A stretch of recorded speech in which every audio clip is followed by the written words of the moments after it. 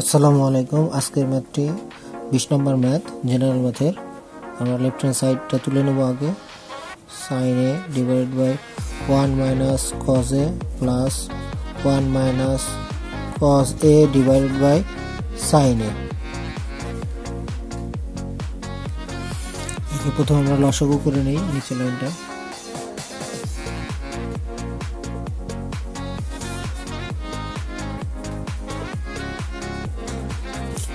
লসাগু এটা কজে কজে চলে গেলে সাইন স্কোয়ারে থাকে উপরে, আর এই পাশে থাকে হচ্ছে 1 minus cos A whole square.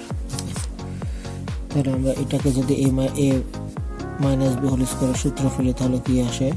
Sign স্কোয়ারে plus 1 minus 2 cos A plus cos স্কোয়ারে, নিচে হচ্ছে আমাদের sine A 1 minus cos A.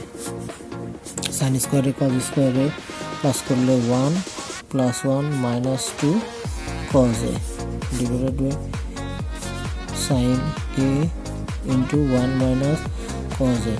এই দুটোকে আমরা পাশাপাশি লিখেও লিখতে পারতাম, কিন্তু বাট আমরা সময় বাঁচানোর জন্য একসাথে লিখে দিচ্ছি। 2 minus 2 cos A divided by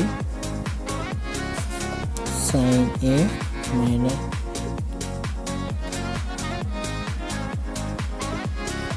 sine A 1 minus cos এ।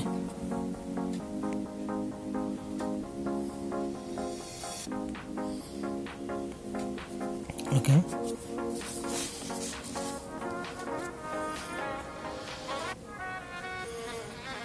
উপরের লাইনে 2 কমন নিলে 1 মাইনাস কজ এ, নিচে sine A divided by 1 minus cos এ।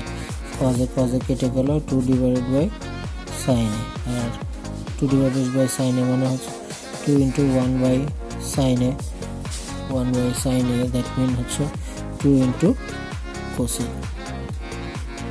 এটাকে আমাদের রাইট হ্যান্ড সাইড। তাহলে আমাদের লেফট হ্যান্ড সাইড আর রাইট হ্যান্ড সাইড কি হলো? সমান হয়ে গেল। সিম্পল একটা ম্যাথ, সহজে আমরা সমাধান করতে পারবো।